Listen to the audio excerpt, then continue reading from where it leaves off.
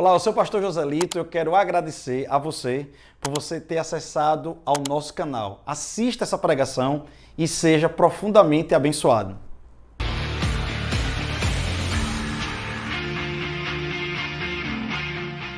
Nós estamos hoje numa manhã que nós vamos apresentar algumas crianças. E eu decidi falar um pouquinho sobre casamento.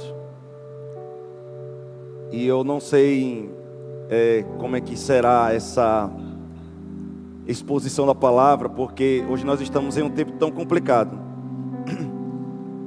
Hoje nós estamos em um tempo tão difícil. E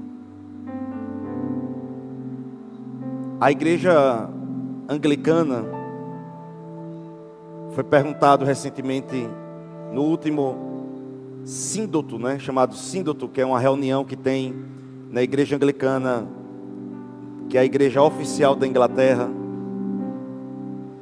Os arcebispos da igreja anglicana, foi perguntados a eles o que é o homem e o que é a mulher.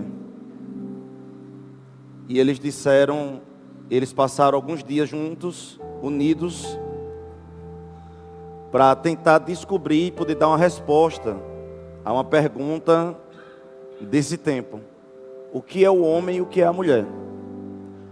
Eu não sei se vocês viram algumas matérias em que o arcebispo de York, ele disse também nesse sínodo, nessa reunião, que o Pai Nosso, ele era patriarcal, arcaico e opressivo, porque trazia Deus como uma figura de pai.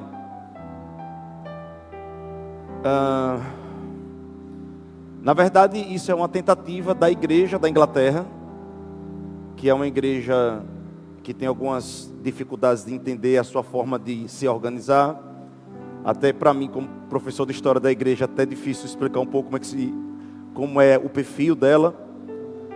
Mas, em resumo, é uma igreja que foi inaugurada com Henrique VIII e tinha uma tradição cristã, uma tradição firmada na palavra, uma tradição que pregava os princípios. E agora cerca de 90% da igreja anglicana é uma igreja progressista. Uma igreja que, se você entender a palavra progressismo, é uma igreja que não tem noção mais do que é família, não tem mais noção do que é homem, o que é mulher. Não tem mais noção de como isso flui, de como isso acontece. E coisas tão simples estão sendo debatidas, coisas tão objetivas, óbvias, estão sendo tratadas como complexas. Tudo como se fosse uma forma da gente poder agradar os ouvidos de uma geração que já foi profetizada na Bíblia que a palavra de Deus iria causar comichão nos ouvidos. A Bíblia diz que Jesus, antes de partir, ele falou: será que quando o Filho do Homem voltar, ele vai encontrar fé na terra? A Bíblia diz que no final dos tempos as pessoas teriam raiva de ouvir a palavra de Deus. Então nós já estamos sabendo do que está para acontecer, nós já sabemos em que nós estamos dentro, em que a verdade da palavra, em que as coisas do Senhor, elas são muitas vezes rejeitadas. Ontem nós estávamos fazendo uma visita em Ribeirópolis, com uma família muito amada da nossa igreja. Estávamos conversando sobre os Alcoólatras Anônimos, uma instituição muito séria, como é que eu poderia dizer assim, que já ajudou o segundo, ele que é um dos coordenadores do Alcoólatras Anônimos, um irmão da nossa igreja, lá de Ribeirópolis. Ele disse: pastor, há uma perspectiva de já termos ajudado 15 milhões de pessoas no mundo inteiro. Aí eles falaram dos números de Ribeirópolis, falaram dos números aqui de Itabaiana, que tem uns números, assim, uma estimativa, obviamente, dizendo que aqui já teve 9 grupos, hoje tem 7 grupos. E ele falando sobre a questão dos alcoólatras anônimos. E um dos filhos dele disse: rapaz, mas se a gente fizer uma conta, a cada 3 meses a igreja Verbo da Vida, por causa do nosso número, que nós temos alguns números hoje, nós estamos acompanhando alguns números do crescimento da nossa igreja. Ele disse: a cada 3 meses a igreja dá esse resultado em conversões, em mudança de vida. E é um número que vocês têm durante alguns anos. Então, se nós começarmos a colocar no papel, e um dos filhos dele falando isso, ainda e deixando muito claro que nós respeitamos, amamos demais os alcoólatras anônimos, mas ele dizendo assim, por que a sociedade tem bons olhos para uma instituição, os alcoólatras anônimos, que faz um trabalho belíssimo, de novo estou falando isso, mas não tem bons olhos para a igreja, que às vezes faz até muito mais. Aí eu disse, porque nós pregamos a verdade. Os alcoólatras anônimos, eles vão ter uma integração, eles vão ensinar princípios para se libertar do vício. Nós vamos mudar a natureza.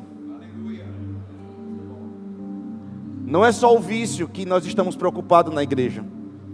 Nós estamos preocupados com a natureza do pecado. Nós estamos preocupados com a salvação. Nós estamos preocupados em ir na essência, na origem. E essa origem nós precisamos pregar, porque Jesus pregou sobre essa origem. E pregar sobre a origem, a natureza, pregar sobre a essência dói. Porque a exposição da palavra é como um prumo, é como aquela ferramenta do marceneiro que vai aprumando, que vai pegar uma madeira torta e vai deixar aprumado. E isso vai ter que arrancar lascas, isso vai ter muitas vezes que tirar pedaços, isso muitas vezes não vai ser tão confortável, isso vai jogar pessoas a uma zona de desconforto, a uma zona de expulsão, porque crescimento só surge quando você está dentro de uma zona de expulsão.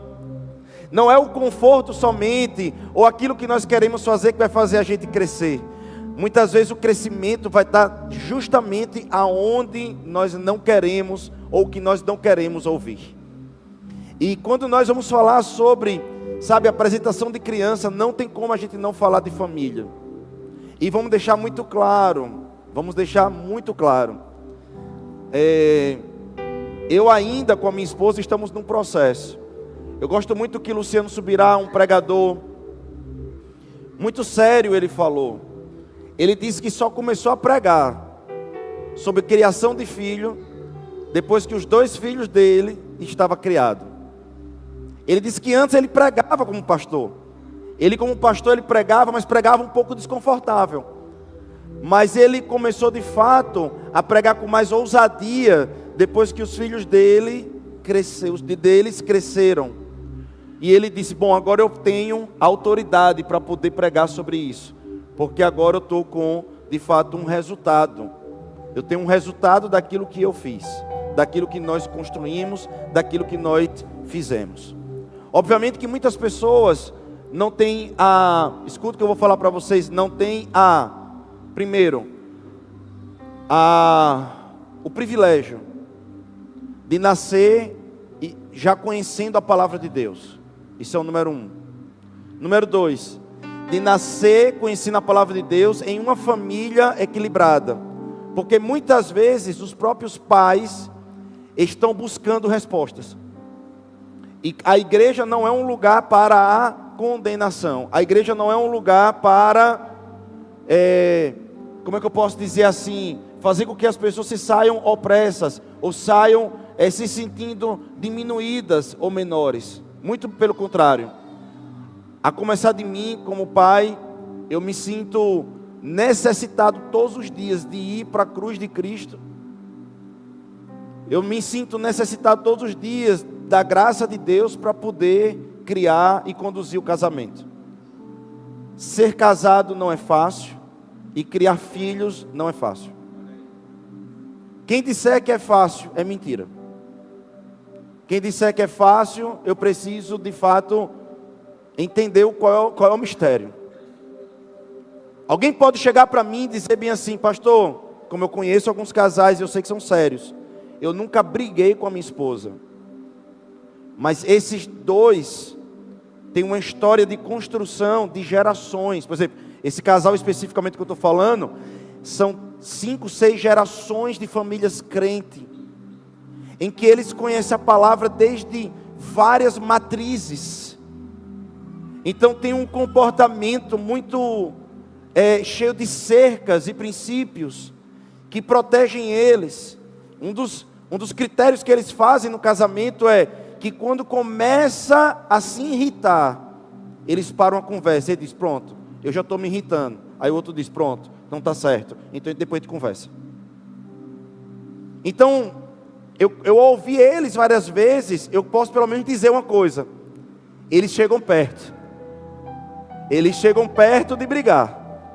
Mas quando vai chegar perto, eles se protegem. Então não tem nenhum casal que não tenha vontade de brigar. Não tem nenhum casal que não tenha vontade de se arranhar. Pelo menos vontade vem. Pelo menos tentação acontece.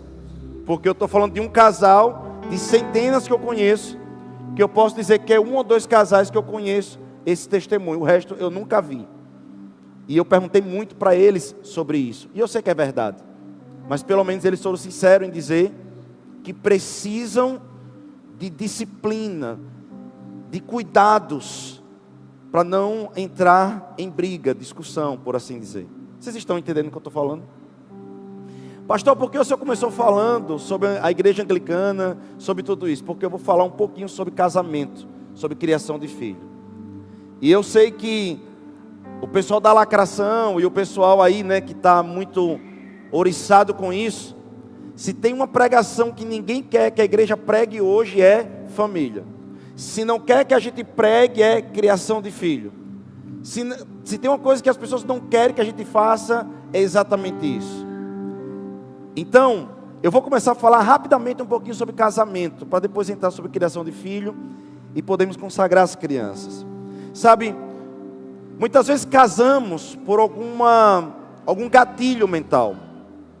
Muitas vezes nós casamos, muitas pessoas se casam, às vezes para fugir de casa, para fugir do ambiente.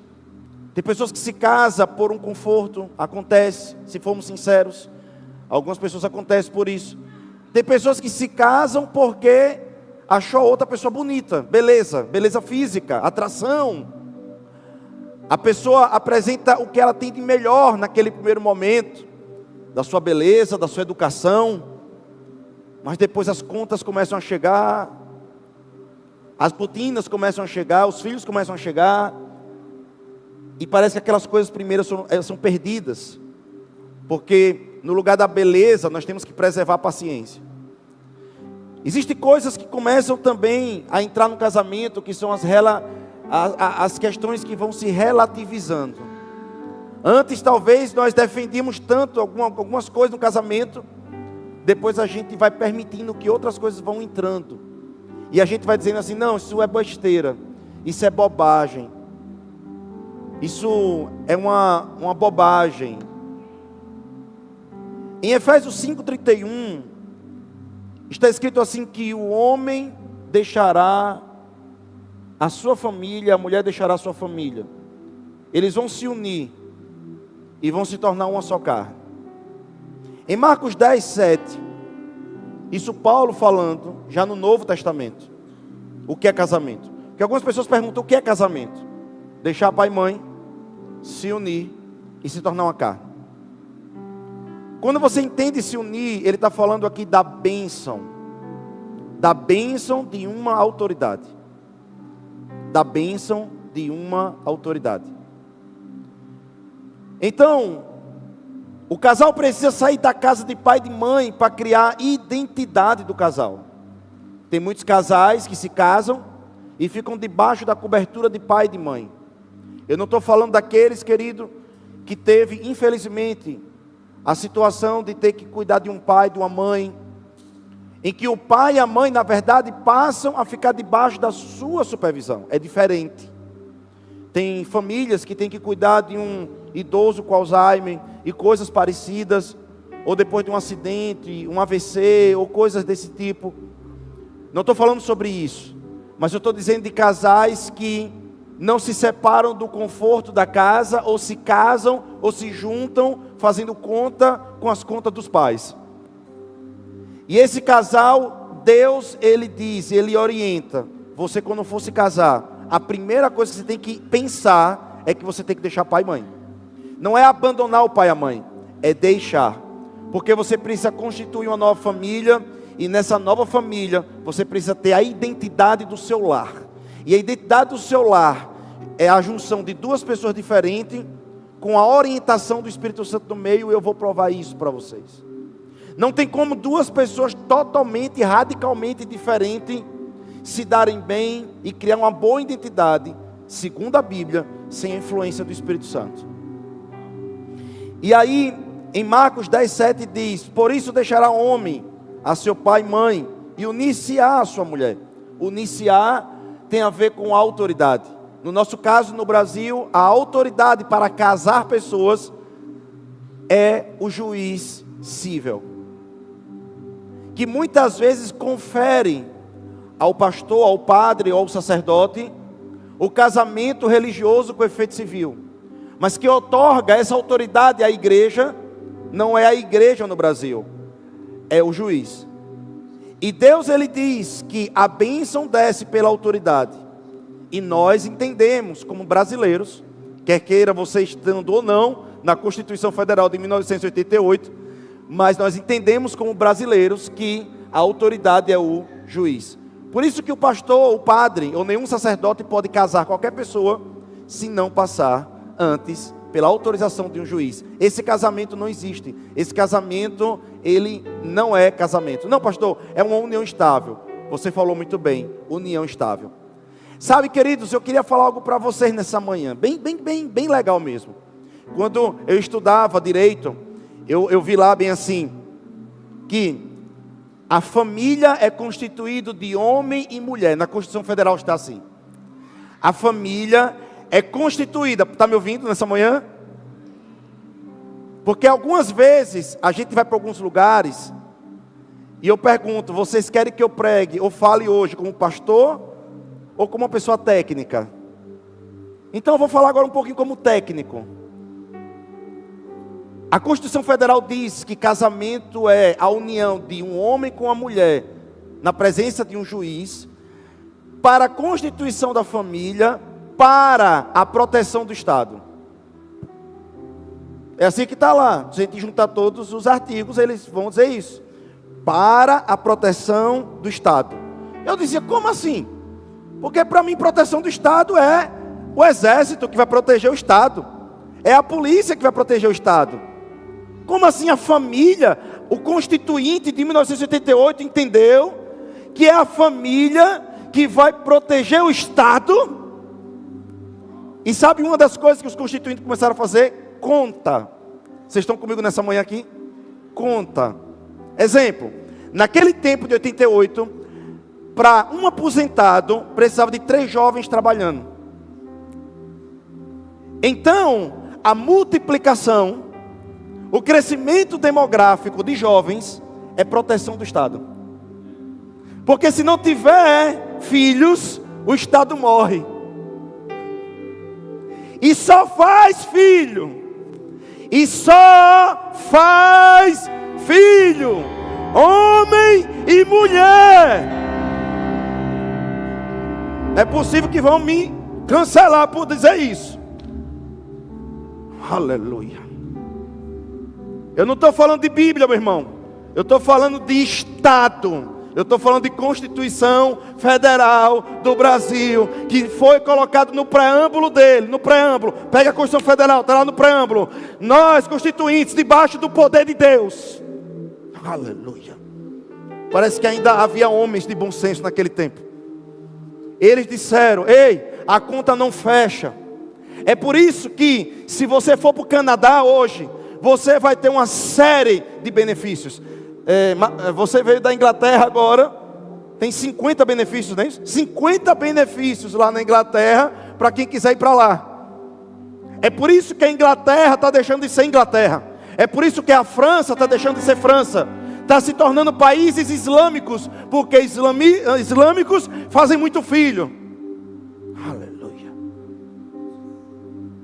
E nós vamos ver nos próximos anos, por causa de uma cultura diabólica, satânica, uma cultura leviana, uma cultura que não faz cálculo, uma cultura que não tem noção do que está dizendo, uma cultura que nós não podemos enxergar hoje. As gerações de hoje não têm noção do que está protegendo para a destruição do amanhã. Nós veremos as culturas, a visão cosmológica do mundo sendo modificada por causa de homens fracos e mulheres fracas que não quiseram defender os seus princípios. Aleluia. E minha Bíblia diz: antes agradar a Deus do que agradar os homens. E muito obrigado, Senhor, porque a Bíblia, 2000 anos atrás, ou mais do que isso, que ela já foi escrita muito antes disso.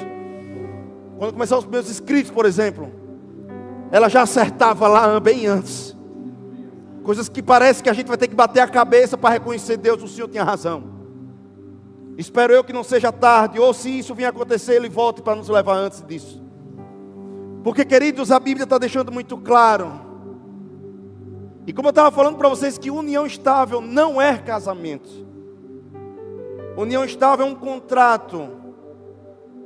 União estável dá-se apenas direitos sucessórios. Apenas direitos sucessórios. É um contrato apenas. Casamento para a Constituição e para a igreja não é só uma união estável.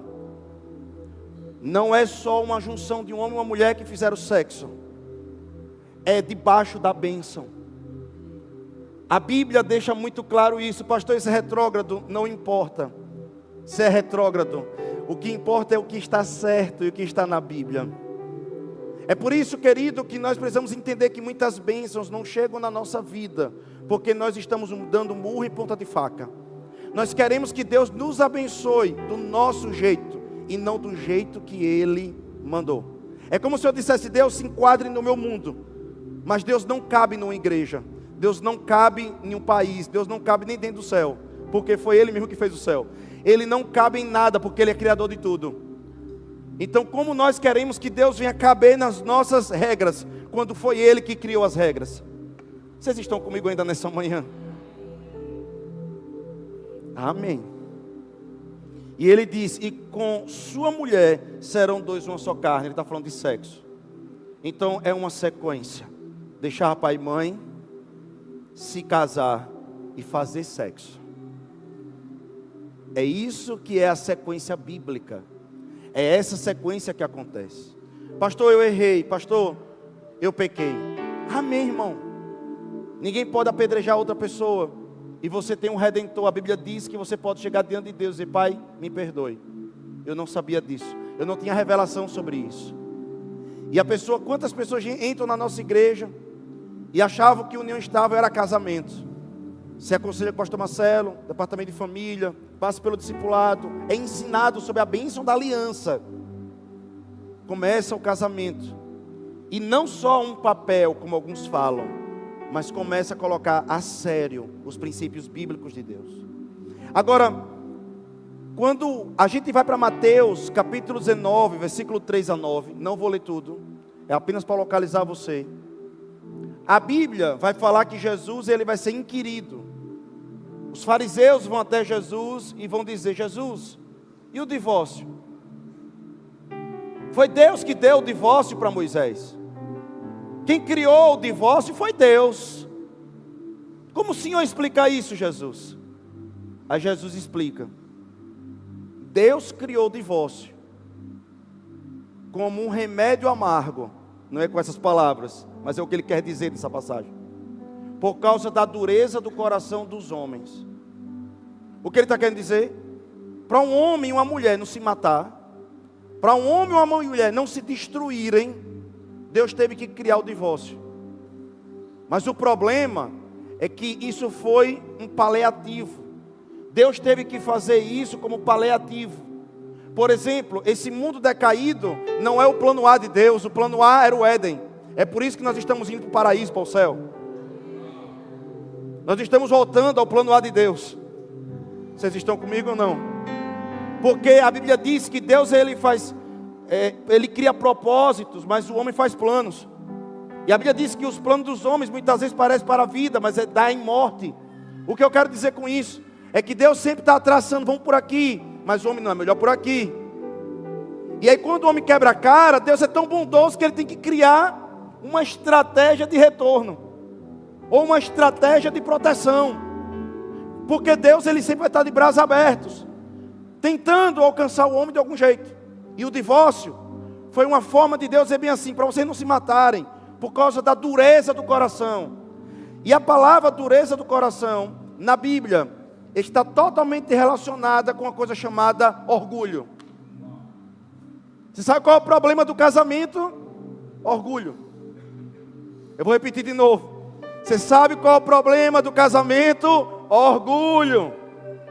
Eu estou certo, não. Eu estou certo, não, porque sua mãe, não, porque seu pai. É muitas vezes, brigando com o outro para se defender. É querendo disputar força com o outro. E quando Paulo vai falar sobre a solução, ele diz o seguinte. Antes disso, rapidinho, em Ezequiel 36, 26. Estou quase lá. Em Ezequiel 36, 26 está escrito que Deus daria um coração de carne e não de pedra. Um coração quebrantado. E Deus nos deu, quando nós nos tornamos cristãos, nós recebemos o Espírito Santo dentro da gente. E é por isso que muitas vezes no meio de um louvor a gente chora. É por isso que no meio de uma pregação a gente é quebrado, é quebrantado, porque o Espírito Santo está dizendo, ouça, pare, quebre esse bico de orgulho. É por isso que no meio da igreja existe a transformação do homem. Vocês estão comigo nessa manhã? Aleluia. Recentemente, queridos, preste atenção que eu vou falar nesse lugar. Eu fiz uma pregação, ministrei algo aqui, em que eu disse, eu queria que se reunisse em uma sala, em um estádio de futebol, pessoas que leram Nietzsche e disseram que tiveram a vida salva, transformada porque leram Nietzsche. Não, as pessoas leem Nietzsche e dizem, eu li Nietzsche. Oh, ele me fez pensar. Ele me fez ficar mais depressivo e triste e pessimista com o mundo. Talvez eu possa dizer, vamos encher um estádio de pessoas que encheram a cabeça de tanto lixo, que se acham tão intelectuais e tão mais depressivos do que nunca. Mas eu posso encher, eu não, né? Ele, mas entende o que eu estou falando. Nós poderíamos encher centenas de estádios hoje, de pessoas que leram a Bíblia, escutaram a pregação e foram transformadas pela palavra de Deus.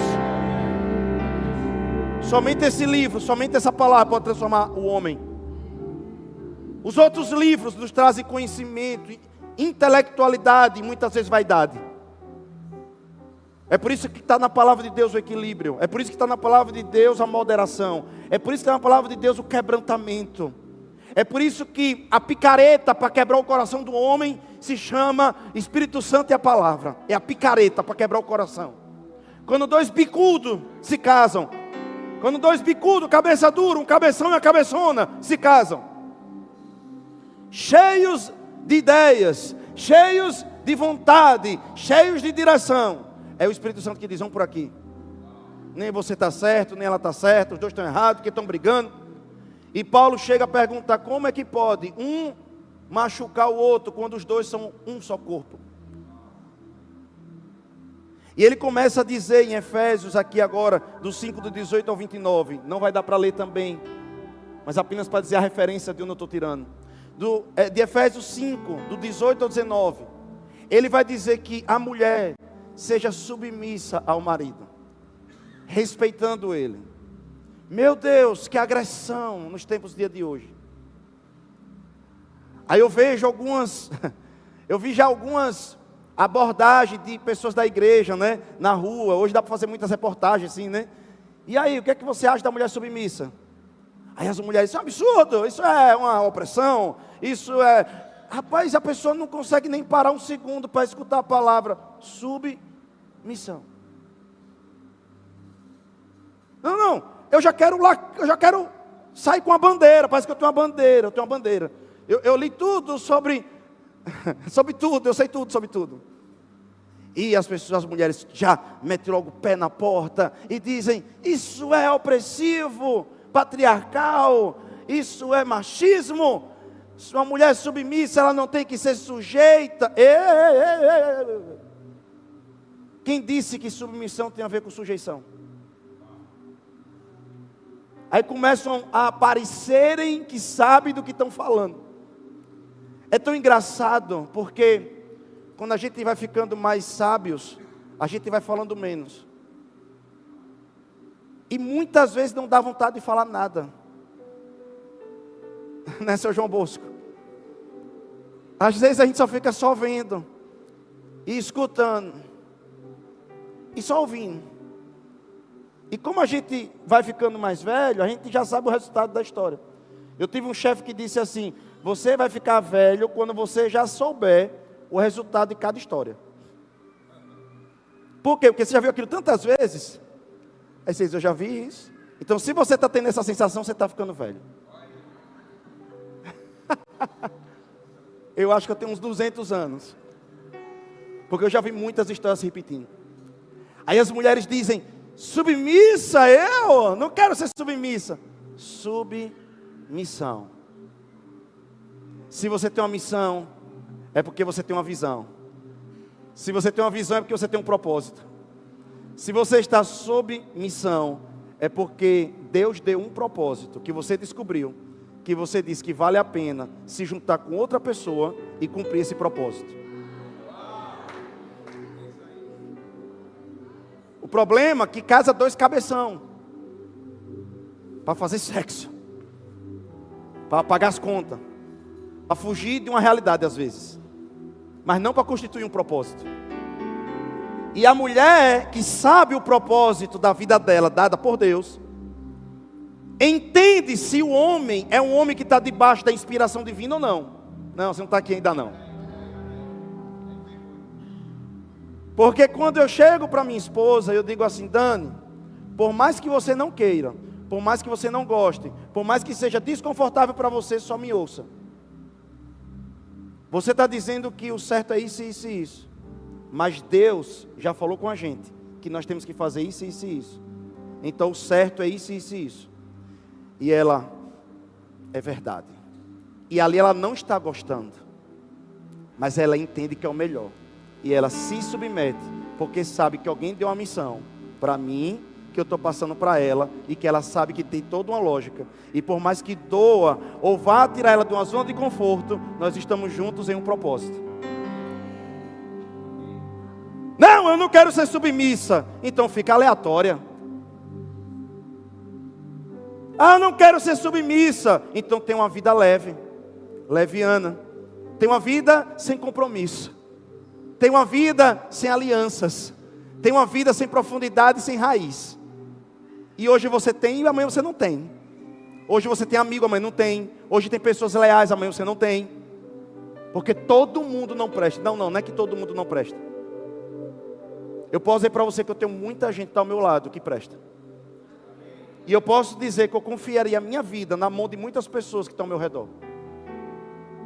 Eu não sou um pastor amargurado, que está há 8 anos no ministério, que eu posso chegar e dizer bem assim: eu não tenho hoje uma pessoa para orar comigo. Não, eu tenho certeza que eu tenho mais de uma pessoa para orar comigo hoje. Mas foi com muito compromisso, com muita entrega, com muita verdade, com muita boa vontade que nós construímos alianças com pessoas. Vocês estão nesse lugar ainda ou não? Amém mesmo ou não? Aí a Bíblia vai dizer assim: maridão, ei, o cabeção. Agora os cabeção. Ame a sua esposa. Mas pastor, para amar aquela mulher, olha, eu digo isso porque eu ouço, viu? Olha, para amar aquela mulher é difícil. Porque ela é tão altiva. Ela se acha. Ela quer fazer só do jeito dela. Pastor, olha, é difícil. Você às vezes está com uma mulher, porque a mulher não quer lhe ouvir. Pastor, olha, vou dizer. Às vezes a mulher, pastor, é bocuda. Olha, é bicuda. Aí se fecha e tem que ser do jeito dela. Eu digo: é por isso, cabeção, que não é qualquer tipo de amor. Você só vai conseguir ter um casamento saudável Se você amar a mulher, você não ouviu a letra miúda. É com amor sacrificial.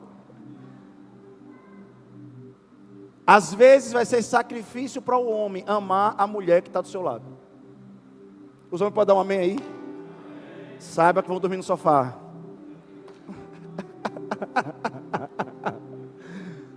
Às vezes é na base do sacrifício que nós amamos as nossas esposas. Porque às vezes parece que o espírito de Eva entra na mulher mesmo. Vocês estão comigo ou não? E me amam, mulheres, eu já bati nos homens, amém? Vocês têm que apanhar um pouco também, pelo amor de Deus. É democrático o negócio. Não fica guarda de mim não. Mas os homens têm que amar a mulher com amor sacrificial. E o amor sacrificial não é aquele que o homem faz assim, ó. Estou amando você, viu? Ó, é só o amor. Não. Você vai ter que entender que a mentalidade da mulher é totalmente diferente de sua. Já disseram que o homem nasceu em Marte e a mulher em Júpiter.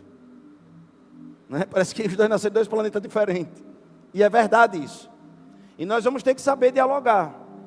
E Paulo disse que só tem um jeito. Com o Espírito Santo. Não tem jeito, queridos, aqui nessa igreja. E quem estiver me ouvindo, vai ouvir.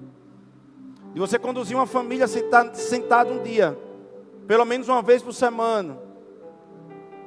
E durante a semana, abrindo a palavra e pregações, e colocar Jesus no meio da sua igreja, da sua casa. Não tem jeito, não tem casamento que se sustente. Não vai ser sexo, não vai ser viagem, não vai ser passeio, não vai ser compra, não vai ser diamante. Tudo isso faz parte. Não estou dizendo para não fazer. Viagem, compre diamante, faça tudo isso. Amém. Mas não é isso que vai segurar o seu casamento. A única coisa que vai segurar o seu casamento é no dia que você tiver, eu estou certo, o Espírito Santo volte. Eu não vou, olha, Espírito Santo, fala com ela, não é você mesmo. Aí você volta. Todo errado. E ela também. E o Espírito Santo está falando com ela, está falando com você. E os dois bicudos voltam a se beijar. Só tem um jeito. É com o Espírito Santo. Mas não estou dizendo que é fácil.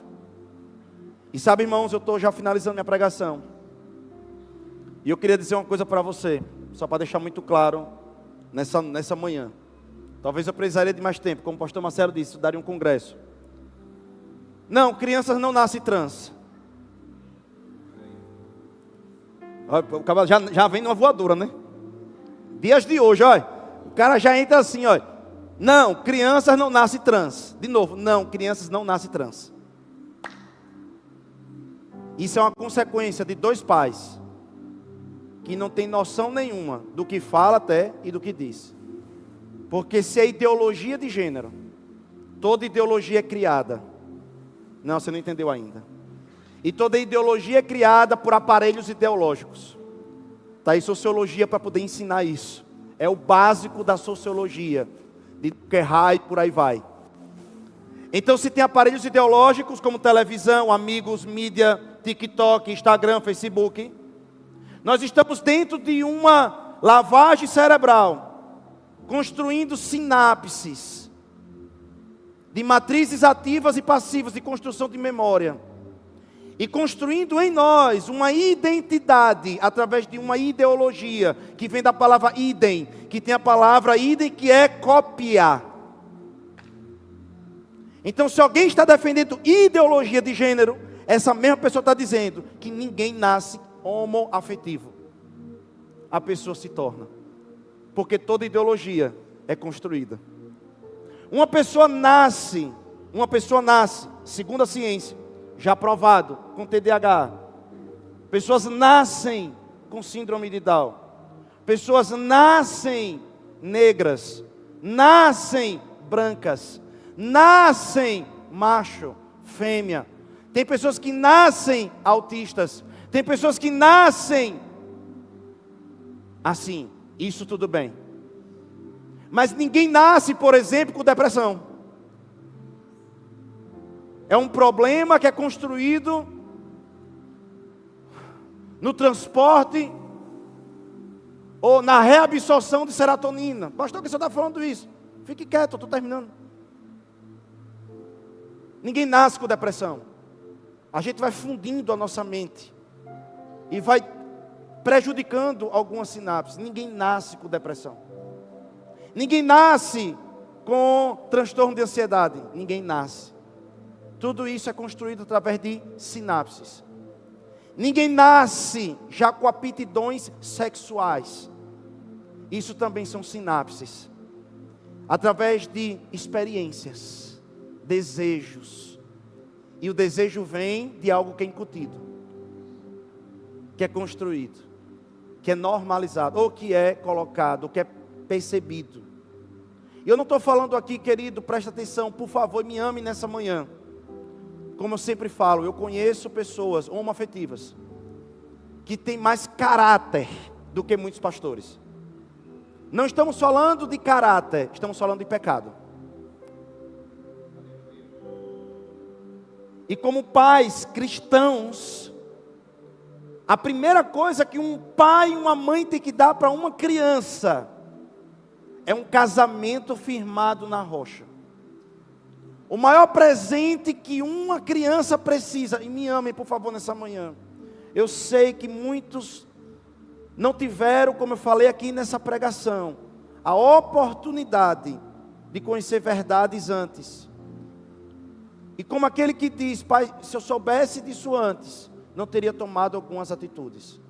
A pregação não é uma pregação de condenação, mas uma pregação de orientação.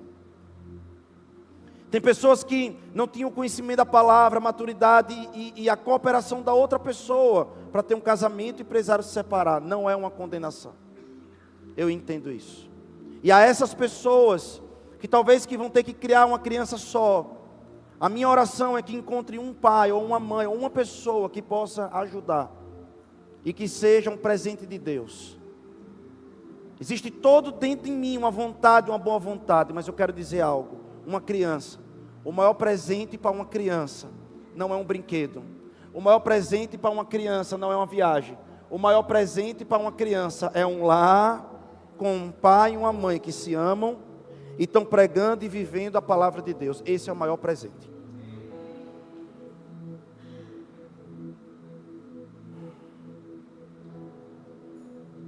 Sabe, nós estamos no bairro Chiara Lubick.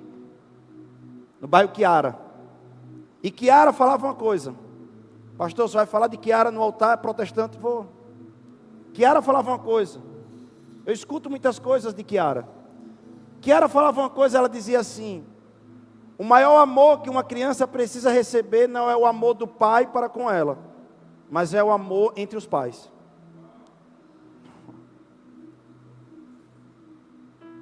Achei essa frase fantástica dela. Ela disse que o que ela está falando é poder do espelhamento, justamente da ideologia, da identidade da cópia. É o amor dos pais. A criança ela vai se sentir amada se ela estiver em um lar de amor. E isso só vai acontecer se tiver o Espírito Santo no meio.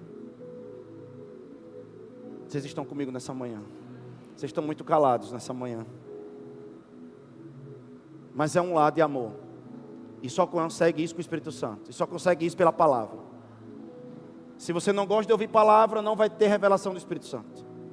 É por isso que a família vai ter que se empenhar em vir para a igreja. No dia que tiver com sono, vai vir para a igreja. No dia que não tiver vontade, vai vir para a igreja.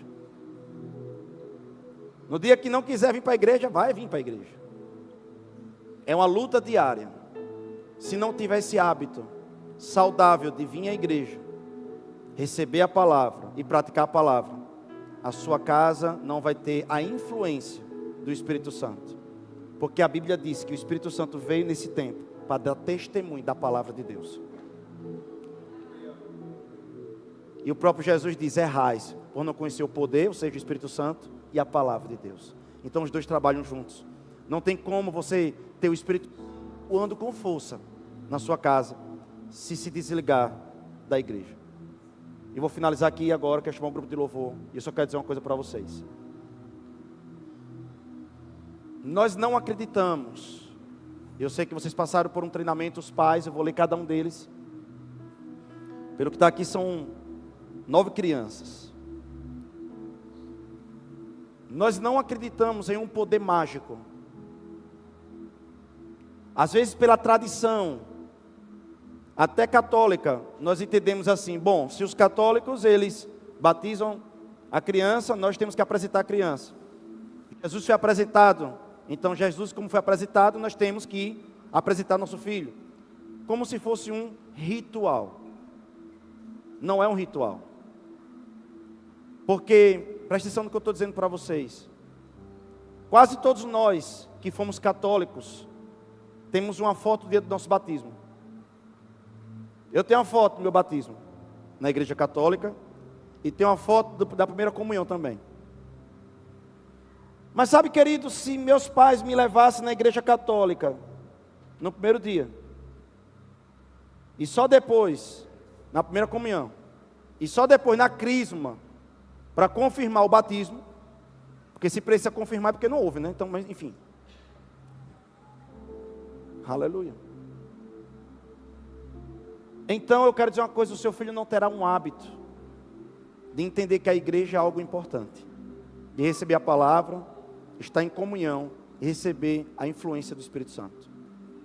Quem vai ser a Bíblia para os seus filhos são vocês. Os seus filhos não conhecem a palavra de Deus ainda. Os seus filhos não conhecem a Bíblia ainda. Eles só conhecem vocês. Se vocês não forem a Bíblia para eles, eles não conhecerão a palavra de Deus. Por isso que nós vamos ter que nos consagrar. Quando nós subimos no altar para consagrar uma criança, nós estamos diante de Deus, principalmente os pais, fazendo uma aliança com Deus, dizendo: eu vou me esforçar o máximo para o meu filho ter a influência da palavra e do Espírito Santo. E vou dar a última palavra antes de convidar vocês. Quando vocês veem Jesus no dia de Páscoa, falando com 12 anos, com aqueles mestres, é porque Maria e José fizeram um bom trabalho. Escute isso.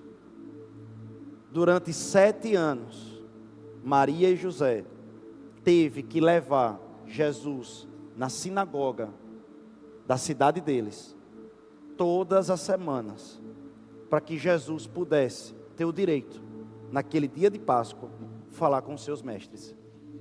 Na verdade, ele falou tanto com os mestres, que os mestres começaram a perguntar para Jesus. Porque só era dado à criança o direito de falar depois que cumprisse 7 anos, segundo o Talmud. Depois de 7 anos de ensino contínuo dentro da sinagoga. Agora eu lhe faço uma pergunta: Jesus precisava ir para a sinagoga? Não. Jesus não precisava ir para a sinagoga, porque ele era o Verbo encarnado. Maria sabia que estava com Deus ali, e mesmo assim levou Deus para a igreja, para receber a palavra que era Ele mesmo. Se Jesus precisou congregar desde criança, imagine seus filhos. Se Jesus, que é o Verbo encarnado, precisou, imagine seus filhos. Aleluia. Então Maria e José fizeram um bom trabalho, se dedicando a levar Jesus, que não precisava, a ouvir uma palavra que falava sobre ele. Amém.